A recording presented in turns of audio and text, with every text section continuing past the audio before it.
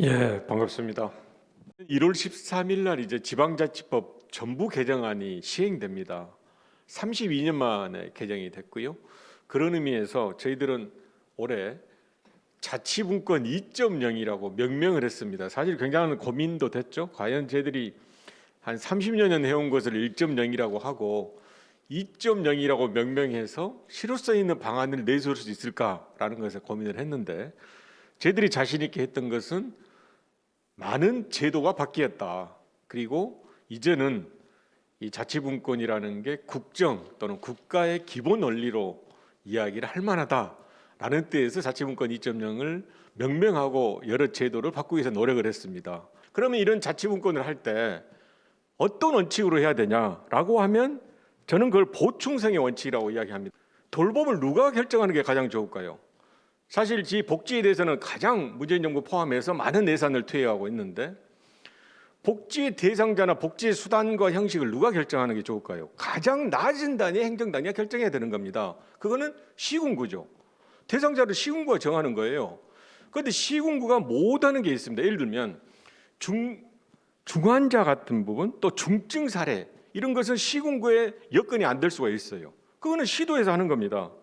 그리고 시도에서는 다른 시군구의 협력 관계가 있을 때는 그걸 또 시도가 나서서 하는 거예요. 그러니까 국가 입장에서는 그런 부분에 대해서 통일적인 기준을, 또 재정이 수반되기 때문에 재정의 최소한의 배려를 결정하는 거죠. 이 보충성 원칙을 실현하려고 그러면 자기 결정권이나 자기 책임성이 잘 돼야 됩니다. 자기가 결정할 수 있어야 되고, 거기에 따른 책임을 여러 가지 질 수 있는 게 필요한데, 이걸 하기 위해서, 이 보충성의 원칙을 실현하기 위해서 저희들은 몇 가지를 이번에 실천했다라고 이렇게 말씀을 드립니다.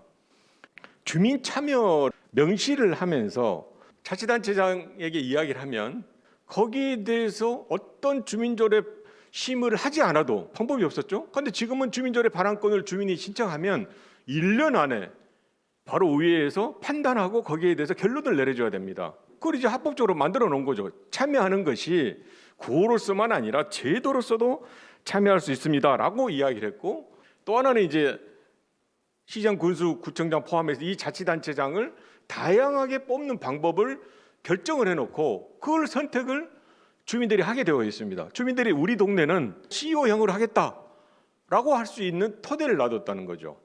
그런 모든 것들이 제가 일관되는 원칙은 뭐냐면, 결국은 주민분들의 선택 또는 주민분들의 참여를 실질적으로 보장한다는 것이고, 또 한쪽으로는 결국은 균형 발전입니다.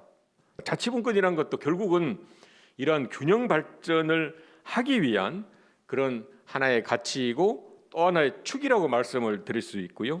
그런 면에서 문재인 정부에서는 분권, 포용, 혁신의 그런 가치로 해서 사람과 공간과 산업이 함께 가야 되는 3대 전략으로 해왔다고 말씀을 드리겠습니다. 이런 것을 하기 위해서 하나하나를 좀 더 노력을 해보자라는 뜻에서 몇 가지를 말씀을 드리면, 먼저는 특별지방자치단체를 활성화 또는 이용하는 방안을 생각했습니다.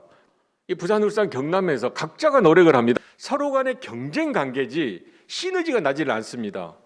그런 면에서 만들었던 틀이 뭐냐면 특별지방자치단체라 그래서요, 세개 광역자치단체를 아우르는 의회를 만들고, 그리고 이 세 개 단체를 아우르는 장을 만드는 겁니다.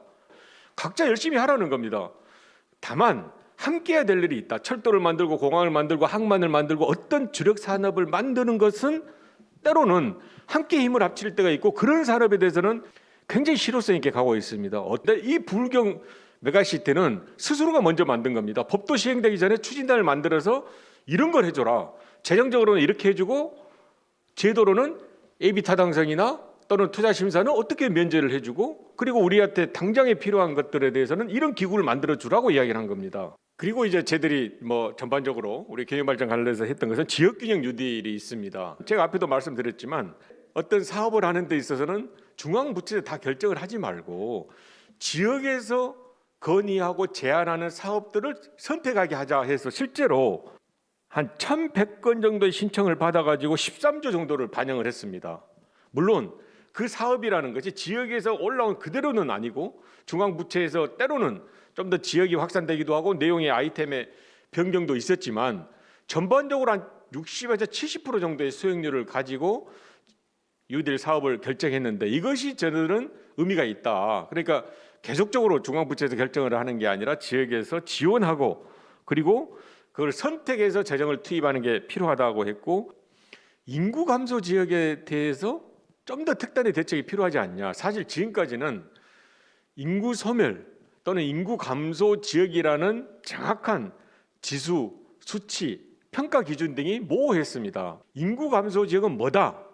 라는 지수를 만들었습니다. 물론 이것이 절대적인 것은 아니고 이제 앞으로 또 많이 바뀌어야 되지만 그동안의 인구 변화는 얼마냐? 8개 정도의 지수 지표를 가지고 인구 감소 지역을 선정을 했습니다. 일단 전국에 89개를 했고 그 지역에 대해서는 당장 내년부터 매년 1조에서 한 10조 정도를 투입을 합니다. 투입을 해서 사업을 하는데 이거 역시도 제가 말씀드린 대로 충분하게 자율권을 보장하자. 그러니까 지금까지는 대체적으로 예산을 쓸 수 있는 게 1년에 얼마, 5년에 얼마 등등의 예산을 이렇게 실링식으로 책정을 해놓으면 거기에 따른 사업을 인구 감소 지역에서 만들어서 하라는 겁니다.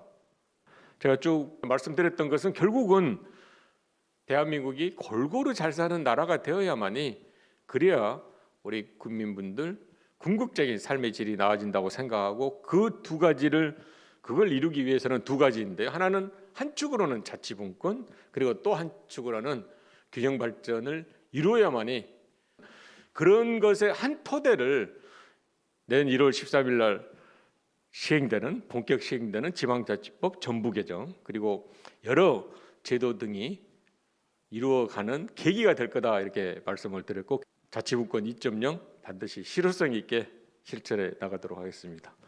고맙습니다.